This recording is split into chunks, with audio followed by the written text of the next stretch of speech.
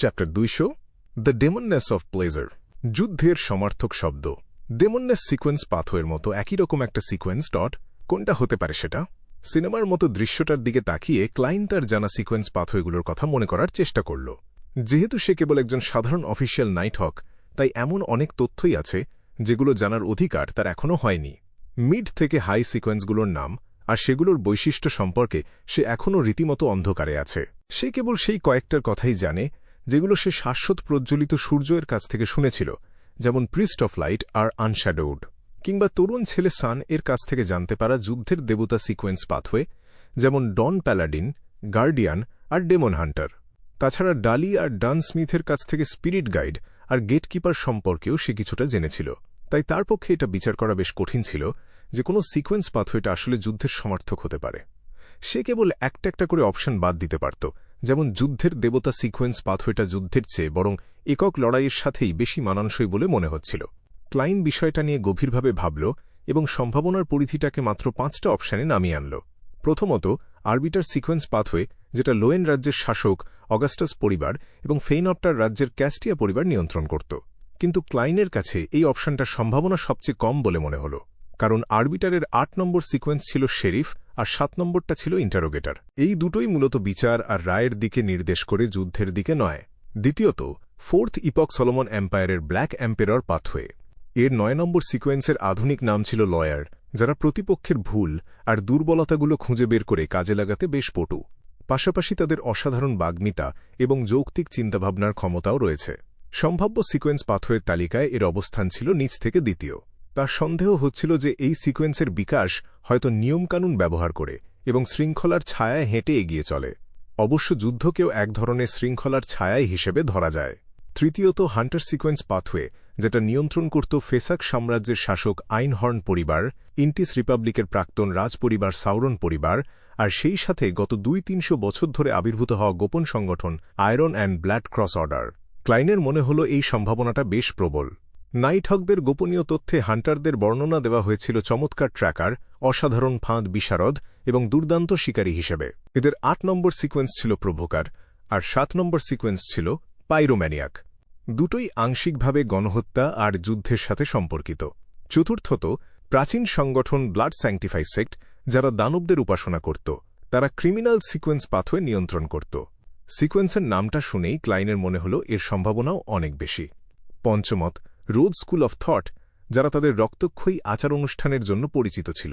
তাদের কাছে ছিল প্রিজনার সিকোয়েন্স পাথওয়ে, আর এর পেছনের কারণটাও আগেরটার মতোই। ক্লাইন যখন নিজের ভাবনায় পুরোপুরি ডুবেছিল, ঠিক তখনই তার সামনে দৃশ্যটা পাল্টে গেল। ম্যাডাম শ্যারন এইমাত্র গোসল সেরে এসেছেন, তার ভেজা চুলগুলো নিচের দিকে ঝুলছে। তার চেহারায় এক সতেজ কিন্তু আকর্ষণীয় মায়াবী ভাব ফুটে আছে। যে সাদা পোশাক পরা নারী ম্যাডাম শ্যারনকে ডেমননেস বানিয়েছিল, তাকে আমি দেখতে পাচ্ছি না। হয়তো আমার সাইকিক ক্ষমতা এখনও ততটা প্রবল হয়নি বলেই এমনটা হচ্ছে। ক্লাইন তার ভাবনাগুলোকে লাগাম টেনে ধরল এবং চোখের সামনে দৃশ্যটার দিকে মনোযোগ দিল। ম্যাডাম শ্যারন তার চুলগুলো এক ঝটকায় পেছনে সরিয়ে দিলেন, আর পানির ফোঁটাগুলো তার গাল বেয়ে গড়িয়ে পড়ল। বিছানায় অপেক্ষায় থাকা লোকটার দিকে তাকিয়ে তিনি খিলখিল করে হেসে উঠলেন। তারপর বললেন, তোমার কি মনে হয় মেইনার্ডের ব্যাপারটা আমাকে দেখতে হবে? বিছানায় বসে থাকা মাঝবয়সী লোকটা ভ্রু কুঁচকে মাথা নাড়াল। সে বলল, না, যদি না তুমি গ্যারান্টি দিতে পারো যে পেছনে কোনো প্রমাণ পড়ে থাকবে না। কিন্তু সেটা তো অসম্ভব। তাছাড়া তোমার কাছে এমন কি উপায় আছে? সামনের লোকটার দিকে তাকিয়ে ক্লাইন প্রথমে বেশ চমকে উঠেছিল, কিন্তু পরক্ষণেই তার মনে হল যে ব্যাপারটা আসলে প্রত্যাশিতই ছিল। মাঝবয়সী এই লোকটার ছবি প্রায় টিঙ্গেন সিটি অনেস্ট পেপার আর অন্যান্য সংবাদপত্রের প্রথম পাতায় দেখা যায়। তিনি হলেন টিঙ্গেনের বর্তমান মেয়র, যিনি আবারও নির্বাচিত হওয়ার চেষ্টা করছেন। তিনি কনজারভেটিভ পার্টির একজন সদস্য। ম্যাডাম শ্যারন শুধু হাসলেন, তবে বিষয়টা নিয়ে আর বেশি কথা বাড়ালেন না। তার পরনের রোবটা পা পর্যন্ত অর্ধেক গোটানো ছিল। তিনি অত্যন্ত সাবলীল ভঙ্গিতে হেঁটে বিছানার পাশে গিয়ে দাঁড়ালেন। তার সামনের দৃশ্যগুলো একটার পর একটা পাল্টাতে লাগল। ক্লাইন দেখতে পেল পার্লামেন্টের অনেক সদস্য, ব্যবসায়ী এবং সরকারি কর্মকর্তাদের, যাদের মাঝে মধ্যেই সংবাদপত্রে দেখা যায়। তারা হয়তো অনুদান নেওয়ার উপায় নিয়ে আলোচনা করছে, কিংবা ক্যাম্পেইন অ্যাক্ট এড়িয়ে ভোটারদের ঘুষ দেওয়ার ফন্দি আঁটছে, অথবা কাউকে নিরাপত্তা দেওয়ার বা সমস্যার সমাধানের প্রতিশ্রুতি দিচ্ছে। পুরো এই প্রক্রিয়ার মধ্যে ম্যাডাম শ্যারন একজন দালালের ভূমিকা পালন করছিলেন। এটা তো আসলে একটা ডকুমেন্টারি ফিল্মের মতো লাগছে। নাম হতে পারে ম্যাডাম শ্যারনের সাথে টিঙ্গেনের উচ্চবিত্ত মহলে এক ঝলক। তা ভালো, কিন্তু এখানে এত বেশি বিছানার দৃশ্য কেন? অনেক অভিজাত এবং পার্লামেন্ট সদস্যরাই জানত যে ম্যাডাম শ্যারনের অনেক প্রেমিক আছে। তারপরেও তারা কেন এমন আচরণ করছিল যেন এই প্রলোভন এড়ানো তাদের পক্ষে একেবারেই অসম্ভব। এটা কি ম্যাডাম শ্যারনের সিকোয়েন্সের কোনো বিশেষ ক্ষমতা ছিল? ক্লাইন গভীর চিন্তায় ডুবে থেকে দৃশ্যগুলো দেখতে লাগল আর মনে মনে হিসাব মেলাতে শুরু করল। আগের ডিভিনেশন থেকে সে একটা ব্যাপারে নিশ্চিত হতে পেরেছিল। টিঙ্গেনের উচ্চবিত্ত মহলের কেউই ম্যাডাম শ্যারন এর আসল পরিচয় জানত না। এমনকি মিস্টার মেইনার্ডকে খুন করার ব্যাপারেও তারা তার সাথে কোনো ষড়যন্ত্র করেনি। অন্য কথায়, মেইনার্ডের মৃত্যুর সিদ্ধান্তটা কি ম্যাডাম শ্যারন নিজেই নিয়েছিলেন? কেন? তার তো এমন ঝুঁকি নেওয়ার কোনো দরকারই ছিল না। অবশ্য ম্যাডাম শ্যারনের দিক থেকে চিন্তা করলে বিষয়টা অন্যরকম। তার কাছে ডিভিনেশনে বাধা দেওয়ার মতো বিয়ন্ডার ক্ষমতা ছিল। তাছাড়া শারীরিক মিলনের আনন্দের মাঝেই হঠাৎ মৃত্যু ঘটিয়ে সেটাকে খুব স্বাভাবিক আর দুর্ঘটনা বলে চালিয়ে দেওয়ার ক্ষমতাও তার ছিল। মেইনার্ডকে খুন করাটা এমন কোনো ঝুঁকিপূর্ণ কাজ ছিল না যাতে তার পরিচয় ফাঁস হয়ে যেতে পারে। কিন্তু এই কাজের পেছনে তার কোনো সুস্পষ্ট উদ্দেশ্য খুঁজে পাওয়া যাচ্ছিল না। কাজের ঝুঁকির সাথে তার উদ্দেশ্যের কোনো মিলই পাওয়া যাচ্ছে না। এটা কি তার অ্যাক্টিংয়ের কোনো পূর্বশর্ত হতে পারে? কিন্তু সে চাইলে তো এমন কাউকেও খুঁজে বের করতে পারত যার পরিচয় আর সামাজিক অবস্থান এতটা স্পর্শকাতর নয়। তাহলে এই কেসটা অন্তত নাইট হক, ম্যান্ডেটেড পানিশার্স কিংবা মেশিনারি হাইভ মাইন্ডের হাতে এসে পড়ত না। সবচেয়ে গুরুত্বপূর্ণ বিষয়টা হল, ম্যাডাম শ্যারনের তো এটা বোঝার কথা ছিল যে মেইনার্ডের স্ত্রী তাকে প্রচণ্ড ঘৃণা করে এবং মিসেস মেনার্ড তার ওপর চরম ক্ষুব্ধ হয়ে আছেন। এর ফলে কেউ যে তার বিষয়ে তদন্ত করতে আসতে পারে সেই সম্ভাবনাটা অনেক বেশি বেড়ে গিয়েছিল। তাহলে সে কেন অস্থির দেবতার মূর্তির মতো এত স্পর্শকাতর জিনিসগুলো সরিয়ে ফেলল না? সে তো চাইলে এগুলোকে বাগানের কোথাও বা অন্য কোনো জায়গায় পুঁতে রাখতে পারত। সে কি তার সিন্দুক আর এর ভেতরের গোপন প্রকোষ্ঠের নিরাপত্তার ব্যাপারে এতটাই আত্মবিশ্বাসী ছিল? নিজের এসব সন্দেহের মাঝেই ক্লাইন খেয়াল করল যে ম্যাডাম শ্যারনের আত্মা এখনও পুরোপুরি মিলিয়ে যায়নি। সে এই সুযোগটা কাজে লাগিয়ে আরও একটা ড্রিম ডিভিনেশন করার সিদ্ধান্ত নিল। এবার তার ডিভিনেশনের বিষয়বস্তু ছিল জন মেইনার্ডকে খুন করার পেছনে ম্যাডাম শ্যারনের আসল উদ্দেশ্য। মনে মনে বাক্যটা উচ্চারণ করার পর ক্লাইন আবারও একটা স্বপ্নের জগতে প্রবেশ করল আর নতুন একটা দৃশ্য দেখতে পেল। ম্যাডাম শ্যারনের হাতে ছিল একটা রেড ওয়াইনের গ্লাস, যেটার ভেতরের তরলটা দেখতে একেবারে রক্তের মতো লাগছিল। ঢিলেঢালা স্লিপিং গাউন পরে তিনি তার ঘরের ভেতরে পায়চারি করছিলেন। অবশেষে গ্লাসের বাকি ওয়াইনটুকু তিনি এক ঢোকে পান করে নিলেন, যেন তিনি মনে মনে কোনো একটা বিষয়ে চূড়ান্ত সিদ্ধান্ত নিয়ে ফেলেছেন। দৃশ্যটা খুব দ্রুত মিলিয়ে গেল আর ক্লাইনকে আগের চেয়েও আরও বেশি বিভ্রান্তিতে ফেলে দিল।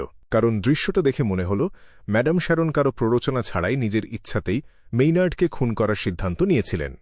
ব্যাপারটা খুব অদ্ভুত। ক্লাইন বিড়বিড় করে নিজেকেই বলল। তারপর সে আরও কয়েকটা ডিভিনেশন স্টেটমেন্ট ব্যবহার করে দেখার চেষ্টা করল, কিন্তু উত্তরের কোনো পরিবর্তন হল না।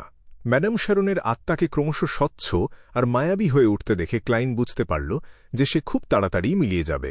তাই সে দ্রুত চিন্তা করে মৃত আত্মার সাথে শেষবারের মতো যোগাযোগ স্থাপন করল। ডেমননেস পাথওয়ের সিকোয়েন্স পোষণ ফর্মুলা। ডেমননেস পাথওয়ের সিকোয়েন্স পোষণ ফর্মুলা। ক্লাইন নতুন ডিভিনেশন স্টেটমেন্টটা উচ্চারণ করল। কজিটেশনের সাহায্যে সে খুব দ্রুত তার স্বপ্নের গভীরে প্রবেশ করল। শুরুতে সে এই ডিভিনেশনটা করতে চায়নি, কারণ তার মনে হতো যে ডেমননেস পাথওয়ে কেবল ধ্বংস ডেকে আনে আর মানুষের কষ্ট বাড়িয়ে দেয়। এমনকি সে যদি পোষণ ফর্মুলাটা পেয়েও যায়, তবু সেটা কারো কাছে বিক্রি করে পরোক্ষভাবে কোনো খুনিতে পরিণত হতে সে একদমই রাজি ছিল না। তারপর হঠাৎ করেই তার আগের একটা ঘটনার কথা মনে পড়ে গেল। স্পেকটেটর পোষণ সম্পর্কে তার নিজস্ব ধারণা দিয়ে সে সন্দেহ করতে আর প্রমাণ করতে পেরেছিল যে ডেক্সটার গুডেরিয়ান সাইকোলজি অ্যালকেমিস্টস এর একজন সদস্য। তাই ভবিষ্যতে ডেমননেসদের বিরুদ্ধে আরও ভালোভাবে লড়াই করার জন্য তাদের সিকোয়েন্স পাথওয়ের বৈশিষ্ট্যগুলো সম্পর্কে তার আরও ভালোভাবে জানা প্রয়োজন ছিল। হ্যাঁ, হুডিউজেনের মৃত্যুর পর থেকে ডেক্সটার গুডেরিয়ান এখনও আমার সাথে কোনো যোগাযোগ করেনি। আমার ধারণা সাইকোলজি অ্যালকেমিস্টস হয়তো তদন্তের জন্য আরও শক্তিশালী কোনো সদস্যকে পাঠিয়েছে, আর তাই সে নতুন কোনো পদক্ষেপ নেওয়ার সাহস পাচ্ছে না। ক্লাইনের মনের ভেতর দিয়ে যখন এই ভাবনাগুলো বিদ্যুৎবেগে বয়ে যাচ্ছিল, ঠিক তখনই সে আবার সেই অন্ধকার হলরুমটা দেখতে পেল। সে আবারও পবিত্র পোশাকে থাকা সেই লেডি ইন পিওর হোয়াইট রোবকে দেখতে পেল। ম্যাডাম শ্যারন মাথা নিচু করেছিলেন। তিনি কেবল সামনে সেই নারীর পা দুটো দেখতে পাচ্ছিলেন, একজোড়া নিখুঁত সুন্দর পা। খুব জলদি তিনি একটা সুমধুর কণ্ঠস্বর শুনতে পেলেন। প্লেজার, এটাই হলো ৬ নম্বর সিকোয়েন্স পোষণের নাম, যে লক্ষ্যটার দিকে তুমি এখন এগিয়ে যাচ্ছ। তুমি যদি সফল হও, তাহলে তুমি একজন ডেমননেস অফ প্লেজার হয়ে উঠবে। আনন্দ যখন অপ্রতিরোধ্য হয়ে ওঠে আর সেটা থেকে বেরিয়ে আসা অসম্ভব হয়ে পড়ে, তখন সেটা এক ধরনের যন্ত্রণায় পরিণত হয়। এটাই হলো সেই মূলমন্ত্র যেটা মেনে তোমাকে বেঁচে থাকতে হবে। যেই মুহূর্তে তুমি তোমার অ্যাডভান্সমেন্ট সম্পন্ন করবে, তখন একজন উইচ হিসেবে তোমার বিভিন্ন ক্ষমতা বেড়ে যাওয়ার পাশাপাশি তুমি আরও বেশি রূপবতী হয়ে উঠবে। তখন কাউকে প্রলুব্ধ করার ক্ষমতা তোমার আরও বাড়বে, আর মিলনের সময় তুমি সমকামী বা বিপরীত লিঙ্গের কাউকে এমন এক আনন্দ দিতে পারবে যা সে কখনো ভুলতে পারবে না। তুমি মাকড়সার মতো অদ্ভুত সব সুতো তৈরি করতে পারবে এবং সেগুলো নিজের কাজে লাগাতে পারবে। কথাগুলো শেষ হওয়ার ঠিক পরপরই ম্যাডাম শ্যারনের সামনে একটা রূপালী রঙের প্রাচীন বই ভেসে উঠল। বইটা খোলার পর দেখা গেল সেখানে ফর্মুলা আর উপাদানগুলোর কথা আলাদাভাবে লেখা আছে। মূল উপাদান: একজোড়া সাকুয়াবাসের চোখ, একটি প্রাপ্তবয়স্ক ব্ল্যাক উইডো স্পাইডারের সিল্ক গ্ল্যান্ড। সহায়ক উপাদান: 100 মিলিলিটার বিশুদ্ধ পানি, 5 ফোঁটা কালো জিমসনউইড পাতার রস, একটা সাকুয়াবাস এর চুলের সম্পূর্ণ অবশিষ্টাংশ, 10 গ্রাম ফেইন পটার ফ্লাই পাউডার এবং 5 গ্রাম আসল মামির ছাই। দৃশ্যটা আবারও পাল্টে গেল। সেই একই হোলরুম, সেই একই লম্বা সাদা রোব, আর সেই একই নারী যার চেহারার বৈশিষ্ট্যগুলো একদমই আলাদা করা যাচ্ছিল না। তবে এবারের পার্থক্যটা ছিল এই যে ম্যাডাম শ্যারন তার আসল রূপে ফিরে গিয়েছিলেন। তিনি এখন আর ম্যাডাম শ্যারন নন, বরং সেই আগের ফটোতে থাকা সুদর্শন যুবক। একটা সুমধুর নারী কণ্ঠ তার কানে প্রতিধ্বনিত হতে লাগল। এটাই হল 7 নম্বর সিকোয়েন্স পোষণের নাম। আমি নিশ্চিত যে তুমি বেশ অবাক হয়েছ। হ্যাঁ, আমার এখনও বিশ্বাস হচ্ছে না যে এটার নাম উইচ। ম্যাডাম শ্যারন কিছুটা উত্তেজিত কণ্ঠেই বললেন, মনে রেখো, আমরা যদি আদিম দানবীর কাছাকাছি যেতে চাই, তবে আমাদেরকে আরও বেশি করে তাঁর মতোই হতে হবে। তিনি একজন নারী, তাই আমাদেরকেও নারী হতে হবে। সুমধুর নারী কণ্ঠটি উত্তর দিল, হয় তুমি হাল ছেড়ে দাও, নয়তো এটা মেনে নাও। তুমি যখন একজন উইচ হয়ে উঠবে, তখন তুমি সত্যিকারের একজন নারীতে পরিণত হবে, আর তোমার রূপ ও আকর্ষণ বহুগুণে বেড়ে যাবে। অদৃশ্য হয়ে যাওয়ার ক্ষমতা আর নিজের বদলে অন্য কিছুকে ব্যবহার করার ক্ষমতা তোমার আয়ত্তে চলে আসবে। বিভিন্ন ডার্ক ম্যাজিকের ওপর তোমার একটা প্রাথমিক দক্ষতা তৈরি হবে। অন্যদের ডিভিনেশন পণ্ড করে দেওয়ার ব্যাপারে তুমি পারদর্শী হয়ে উঠবে, আর এর পাশাপাশি কালো আগুন এবং হাড় কাঁপানো বরফের আনুকূল্যও তুমি লাভ করবে। এর মূল উপাদানগুলো হল একটা অ্যাবিস ডেমনিক ফিশের শরীরের শেষ রক্তবিন্দু এবং একটা অ্যাগেট পিককের ডিম। সহায়ক উপাদানগুলো হল 80 মিলিলিটার বিশুদ্ধ পানি, 5 ফোঁটা জিমসনউইড পাতার রস, একটা শ্যাডো লিজার্ডের 3টে আঁশ এবং 10 ফোঁটা ড্যাফোডিল ফুলের রস। একটার পর একটা দৃশ্য চলতে লাগল। ক্লাইন ইনস্টিগেটর এবং অ্যাসাসিন ফর্মুলাগুলোও দেখতে পেল এবং সেগুলোর সংশ্লিষ্ট বৈশিষ্ট্যগুলো সম্পর্কে জানতে পারল। সে যখন ডিভিনেশনটা আরও চালিয়ে যেতে চাইল, ঠিক তখনই ম্যাডাম শ্যারনের আত্মা পুরোপুরি মিলিয়ে গেল। ক্লাইন তার রিচুয়াল বন্ধ করে দিয়ে বাস্তব জগতে ফিরে এলো। সে দ্রুত সব উপাদানগুলো গুছিয়ে নিল, স্পিরিচুয়ালিটির দেয়ালটা সরিয়ে ফেলল। তারপর ডান স্মিথকে তার মিডিয়ামশিপের পুরো ফলাফলটা জানাল, কোনো তথ্যই গোপন করল না। এরপর সে মেইনার্ডকে খুন করার পেছনে ম্যাডাম শ্যারনের উদ্দেশ্য নিয়ে নিজের সন্দেহের কথাও খুলে বলল। প্লেজার পোষণের জন্য সমাজে উঁচু অবস্থানে থাকা কাউকে খুন করার কোনো বাধ্যবাধকতা নেই। গত কয়েক বছর ধরে ম্যাডাম শ্যারন কোথায় কোথায় ছিলেন সেটা আমাদের খুঁজে বের করতে হবে, আর তার অতীত সম্পর্কেও জানতে হবে। তুমি যেই অন্ধকার হলরুমটা দেখেছ সেটারও সন্ধান করা দরকার। অবশ্যই এই বিষয়টা হোলি ক্যাথেড্রালে জানাতে হবে, তাহলে তারা সে অনুযায়ী তদন্তকারী নিয়োগ করতে পারবে। আমরা চাইলেই তো আর টিঙ্গেন ছেড়ে যেতে পারি না। ডান স্মিথ হালকা মাথা নেড়ে চারদিকে তাকাল। সে বলল, তুমি একতলায় যাও, গিয়ে দেখো সেই কাজের লোকগুলো এখনও গভীর ঘুমে আচ্ছন্ন আছে কিনা। যদি কেউ জেগে থাকে তবে তাদেরকে এখানে নিয়ে এসো আর প্রোটোকল অনুযায়ী একটা গোপনীয়তা চুক্তিতে সই করিয়ে নাও। আমি দোতলার দিকটা দেখছি। সে একটা কালো কাপড় খুঁজে বের করল এবং সেটা দিয়ে সিল্ড আর্টিফ্যাক্ট 30271 ঢেকে দিল। কথাটা শোনার পর ক্লাইন হঠাৎ করে বুঝতে পারল যে এত ভয়াবহ একটা লড়াইয়ের পরও কাজের লোকগুলো কেন ছুটে আসেনি। কারণ ক্যাপ্টেন তো একেবারে শুরু থেকেই তাদেরকে গভীর ঘুমের দেশে পাঠিয়ে দিয়েছিল। ক্লাইনের শরীরটা এখনও ঠান্ডা আর শক্ত হয়েছিল। তাকে নিজের গতি ধীর করতে হল এবং খুব খুব সাবধানে পা ফেলে সামনের দিকে এগোতে হল। শোবার ঘরের দরজা পেরোনোর সময় সে হাত বাড়িয়ে দরজায় আটকে থাকা 2টো ট্যাট কার্ড টেনে বের করে নিল। সেগুলো ভালো করে মুছে নিয়ে সে আবার নিজের পকেটে রেখে দিল। রুম থেকে বেরিয়ে সে সিঁড়ির দিকে পা বাড়াল। কয়েক পা এগোতেই হঠাৎ তার মনে একটা প্রশ্ন জাগল। সে কি করে বুঝবে যে লোকগুলো আসলেই গভীর ঘুমে আচ্ছন্ন কিনা? এক এক করে ডিভিনেশন করে চেক করবে? সেটা তো খুব ঝামেলার ব্যাপার। ক্যাপ্টেন নিজে একজন নাইটমেয়ার, তার তো এই বিষয়ে বিশেষজ্ঞ হওয়ার কথা।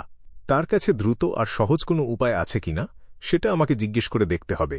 এই কথা ভেবে ক্লাইন আবার ঘুরে দাঁড়াল এবং শরীরের ঠান্ডা আর জড়তার সাথে লড়াই করতে করতে পা টেনে টেনে শোবার ঘরের দরজার দিকে এগোতে লাগল। কাছাকাছি পৌঁছানোর আগেই সে ভেজানো দরজা দিয়ে ভেতরে উঁকি দিল। সে দেখতে পেল কোনায় রাখা সেই ফুলবডি আয়নাটার ভাঙা টুকরোগুলো ছড়িয়ে আছে।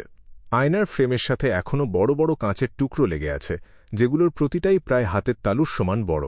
সেই ভাঙা আয়নার ভেতর দিয়ে ক্লাইন দেখতে পেল কালো ট্রেঞ্চকোট পরা ডান স্মিথ হাঁটু গেড়ে কেনলি হোয়াইটের মৃতদেহের পাশে বসে কি যেন একটা করছে। হঠাৎ করেই সে মাথা তুলে তাকাল। তার ধূসর চোখ দুটো একদম গর্তে ঢুকে গেছে, আর তার ঠোঁটের দুই কোণ টকটকে লাল রক্তে মাখামাখি হয়ে আছে। টকটকে লাল রক্ত। আর কোনো কিছু চিন্তা না করেই ক্লাইন সাথে সাথে ঘুরে দাঁড়াল। সে দরজার পাশ থেকে সরে গিয়ে দেয়ালের সাথে পিঠ ঠেকিয়ে স্থির হয়ে দাঁড়িয়ে রইল।